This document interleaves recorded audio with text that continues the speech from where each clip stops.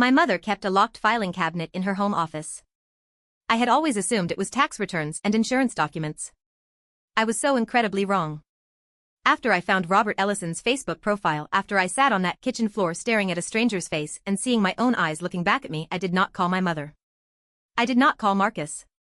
I did something I had never done in 27 years of living under Diane Navarro's carefully constructed rules. I went looking. I knew where she kept the spare key to her office. She thought she was subtle about it, a small brass key on a hook inside the pantry, behind a box of herbal tea she never drank. I had seen her retrieve it once when I was about 12 and thought nothing of it. I thought nothing of a lot of things when I was 12. My hands were shaking as I unlocked the office door. The room smelled like her perfume and printer ink. Everything was neat. Diane was always neat. Control expressed as tidiness, I understand that now. The filing cabinet was a 4-drawer steel unit pushed against the wall. Locked, of course. But the key to it was on the same ring as the office key. She had gotten lazy, or maybe she had just never imagined I would ever look. The first 2 drawers were exactly what I expected. Tax documents. Insurance policies. Marcus's old school records, his college acceptance letters, his graduate school applications. A whole drawer dedicated to Marcus's achievements, neatly filed and labeled. My achievements were not in the filing cabinet. I want you to sit with that for a moment. The 3rd drawer is where everything changed. At the very back, behind a hanging folder labeled miscellaneous, I found a manila envelope. Thick. Sealed with tape that had been applied and reapplied over the years, like it had been opened and closed many times. My name was written on the front in handwriting I didn't recognize. Not Diane's looping cursive. Something more deliberate. Careful. Like someone who wanted to make sure they got every letter right. Claire. Just my name. No last name. Just Claire. I sat down in my mother's office chair and I opened it. There were letters inside. 19 of them.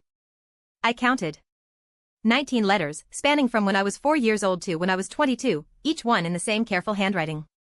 The return address was always the same, Robert Ellison, with an address that had changed twice over the years but always within the same county. 40 minutes away. He had been 40 minutes away my entire life. I read the first one. Then the second. By the third, I was crying so hard I had to stop and press my hands over my mouth to keep from making noise, as if someone might hear me, as if the house itself might report back to Diane. He introduced himself in the first letter. He wrote it like he knew I might be young when I read it, simple words, careful sentences. He said he was my father. He said he had not known about me until I was almost 4 years old. He said that when he found out, he had tried to reach me through my mother, but she had refused contact. He said he had hired a lawyer, Gerald Fitch, the same lawyer who had just called to establish a legal support arrangement, because if he couldn't be in my life, he at least wanted to make sure I was provided for. He said he thought about me every single day. The later letters were harder to read. He wrote about his life carefully, like he was trying to give me something to hold on to. He mentioned that he had gotten married. That he had 2 other children, a daughter named Jess and a son named Tyler. He said he had told them about me. That they knew they had a sister out there somewhere. That Jess in particular had asked about me for years. I have a sister who has been asking about me. I pressed the letters against my chest and I stared at the ceiling of my mother's office and I thought about every single birthday. Every Christmas.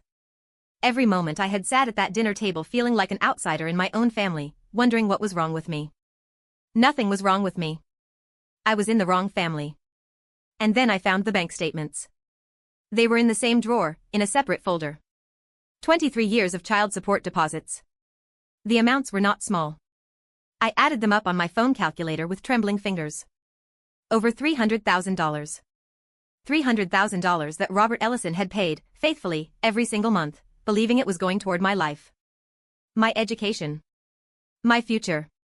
I looked around my mother's immaculate office. I thought about Marcus's private college tuition. His graduate school. The vacations. The renovated kitchen. The car Diane drove. I thought about how she had told me, when I was 19 and wanted to study abroad, that there simply wasn't money for extras like that. And I understood, with a cold clarity that settled into my bones like ice water, exactly what my mother had done. Exactly what I had been to her. I wasn't her difficult daughter. I wasn't the child she had struggled to connect with. I was a revenue stream. I was the reason the checks kept coming.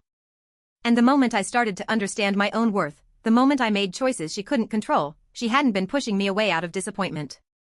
She had been managing me. Keeping me just close enough. Just dependent enough.